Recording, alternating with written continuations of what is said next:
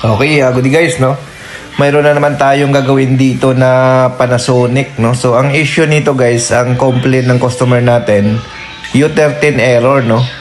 So, ito nga guys, testing namin siya. Ang problema nito, nung habang nagkakarga siya ng tubig, nagdi-drain din, no? So, ito yung nakita natin na problema niya. Nagdi-drain siya habang nagkakarga ng tubig. Pero, hindi siya ganoon kalakas, no? Auto-drain siya guys, pero mahina lang, no? Hindi siya ganoon. Kumbaga, may nakakaipon pa rin siya ng tubig, no? So, ito ngayon guys, ang ating aming service dito sa Sulin Residences, no? Sa may Santa Rosa. Dito tayo ngayon guys, nag-service. So, yan. Pina-spin namin to guys, kasi nga ang problema nito, nag-U13, no? So, ang U13 kasi guys, ang problema niyan, ang cost talaga niyan, kapag ang washing machine nyo ay nag-spin na may tubig pa, mag-U13 yan. Babalik siya ng 20. No, yun po ang cost ng U13, no. Ang U13 kasi, ang isa sa mga cost ng U13 guys is unbalance. Pag hindi siya balance guys, nag-U13 yan. Kapag barado ang washing machine, nag-spin siya ng may tubig pa, nag-U13 din yan. No, so yun, no. So kaya tingnan natin dito kung alin dito ang problema sa mga nabanggit natin sa washing machine na ito, kasi nga U13 error ang naging issue nito, no? So basta U13 guys, pag may encounter nyo, check nyo kaagad kung barado yan, baka nag-spin siya na may tubig or hindi na balance yung washing machine. So ito nga guys ang aming ginawa, binuksan natin to, no? Kasi nga nakita natin mahina or nag-auto drain siya ng mahina, no? Tapos, kapag may tubig siya guys, nag-spin siya na may tubig pa. Kumbaga, ang tagal ng maubos yung tubig sa loob, no? Kaya, nagkakaroon siya ng error. So, ang gagawin namin dito, buksan namin to, yung pinaka-inlet valve, no? Tingnan natin, silipin natin. So, pinahiga natin guys ang washing machine. Pwede po yan pahigain guys ang washing machine. Lagyan nyo lang ng karton para hindi magasgas, no? Or sa pin, no? So, ang pag-check ng inlet valve, kailangan, ng drain valve guys, sorry. Kailangan tanggalin nyo yung pinaka-drain motor. Kasi mahirapan kayo magtanggal kapag hindi nyo binaklas yung drain motor. So, kailangan siya nakabaklas yung drain motor guys, no? So, ang drain motor naman, tornilyo lang naman yan, no? So, gamit kayo ng number 10 or screwdriver, pwede nyo siyang alisin, no? So, hindi naman na kayo mahirapan yan pagka tinanggal nyo yung drain motor, no? So yan, gamit lang kayo ng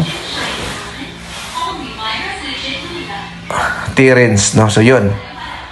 So sa mga gusto pala magpa-service sa amin, no, message lang po kayo sa aming Facebook page sa Norte Repair Shop. Kami po ay nagsiservice ng Cavite, Laguna, Batangas, no? So yun. So yan na guys, iti-twist natin to para matanggal natin yung drain valve, no? So madali lang naman yung siya guys tanggalin yung drain valve. Ikutin mo lang naman, matatanggal mo na yan, no?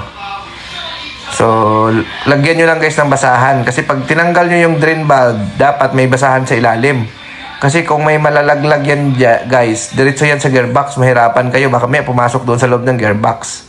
Yan, lagyan nyo basahan pagka binubuksan nyo yung pinaka drain valve, para kung may malaglag man, hindi diretso doon sa gearbox. So ayan guys, napansin namin mayroon kami nakita mga barya dito sa loob ng drain valve. So, confirm natin na ang naging cost ng auto drain niya at saka U13 error ay yung mga barya. Kasi nga, ang nangyayari sa kanya guys, kapag nag-drain na siya, sobrang hina ng drain.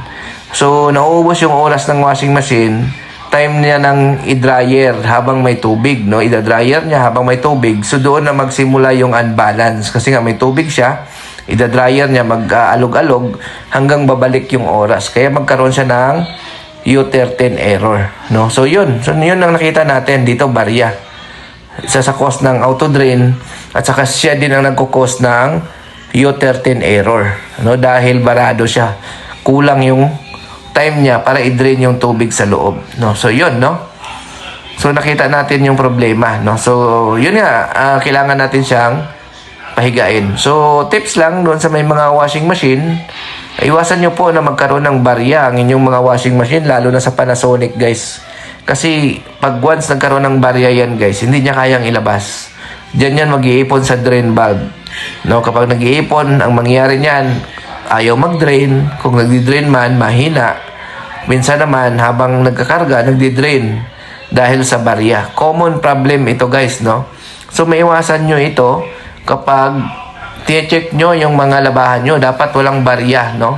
Walang barya na may sama sa inyong mga labahan. Kasi pag may barya yan, sigurado dahil sa piso, sa 5 piso, gagastos kayo. Ang minimum repair guys sa mga ganitong problema is 900 pesos, no? Minimum.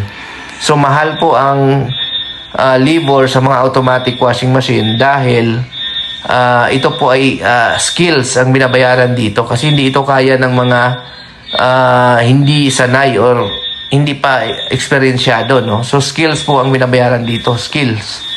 No? Kaya mataas ang labor ng washing machine. Kahit sa repair, guys, no? Mataas. Mataas yung labor, no? Dahil sa skills, no? Kasi matagal din ito pinag-aralan bago mo ito matutunan.